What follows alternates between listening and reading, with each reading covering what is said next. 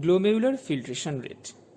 By definition, the amount of filtrate formed in kidney per unit time is called glomerular filtration rate, and normally it is 125 ml per minute or 180 liter per day. Now if we look for the factors influencing these glomerular filtrations, the factors can be divided into two groups. Factors related to the filters, that is glomerular capillaries, and factors related to the particles which are to be filtered.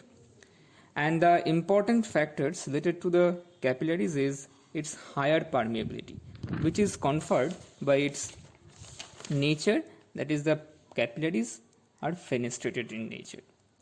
And second important factor, that it takes place throughout the stretch of the capillary. The filtration takes place throughout the stretch of the capillary, as there is high resistance exerted by the narrow efferent arterioles.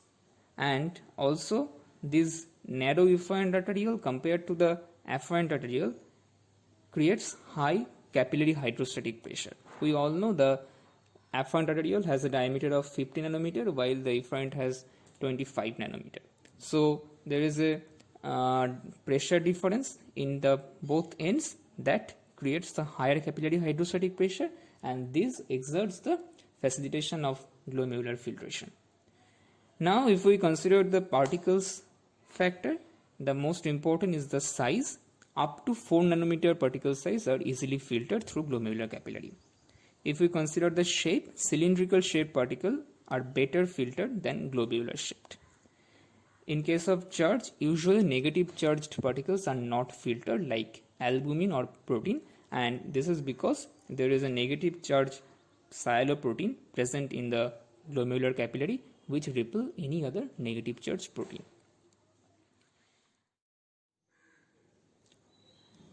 Now if we consider the various filtration force, glomerular filtration rate can be denoted as a factor of net filtration pressure, and thereby you can say GFR equal to some constant or some coefficient. Here it's called ultra filtration coefficient, which is again factors of dependent upon capillary permeability, surface area, etc.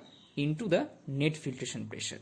And if we now calculate the net filtration pressure, some pulling or pushing type of force that may facilitate or inhibit glomerular filtration should be first cleared.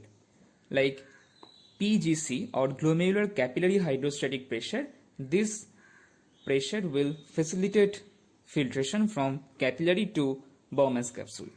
Whereas PB or Bowman's space hydrostatic pressure, it will act on the opposite direction. So it will inhibit filtration to come to the Bowman's capsule.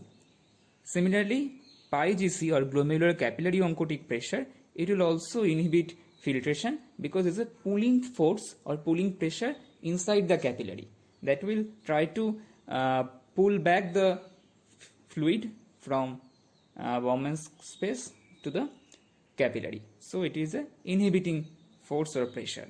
And pi B, this is Bowman's space oncotic pressure. This is again pulling pressure inside the Bowman's space. That is why it will facilitate filtration.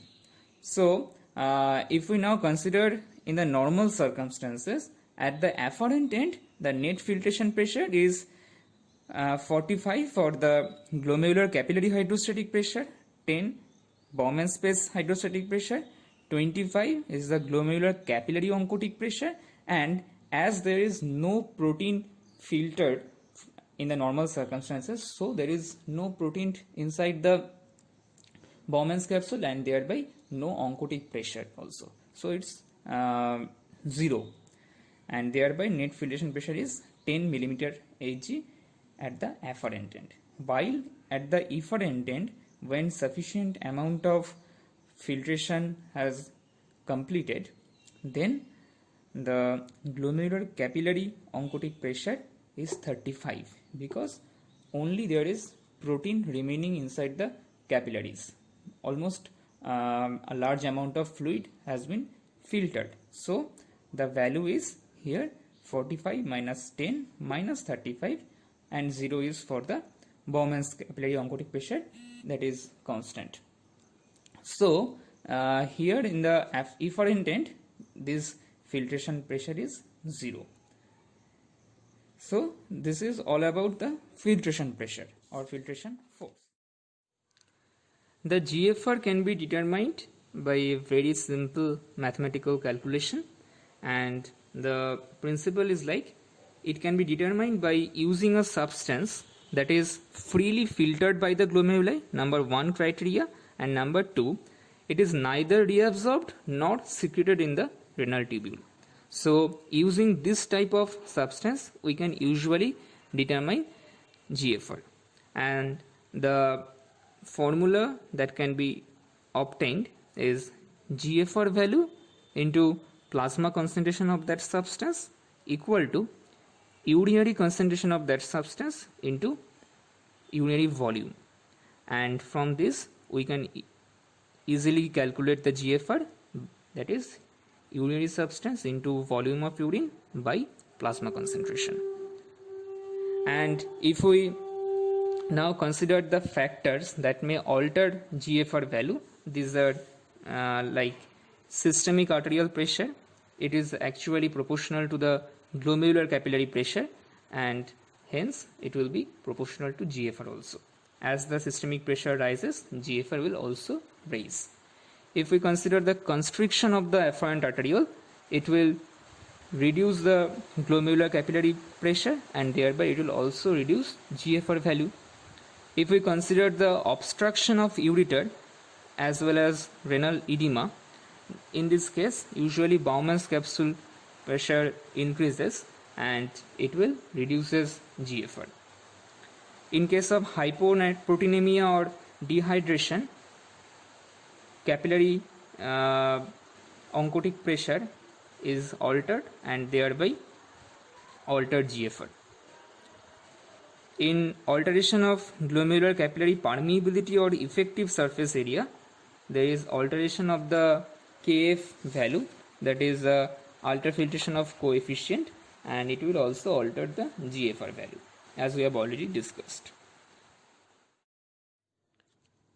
Now the clearance, and clearance is defined as it is the virtual volume of plasma which is cleared of a particular substance by excretion in urine in unit time.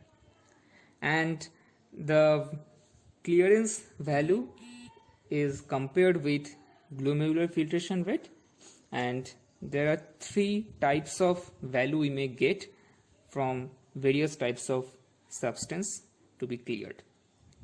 Number 1, when the substance is neither reabsorbed nor secreted, then the clearance value will be amount of substance filtered by plasma concentration of the substrate, and here clearance is equal to GFR, and this type of clearance value is found in case of inulin.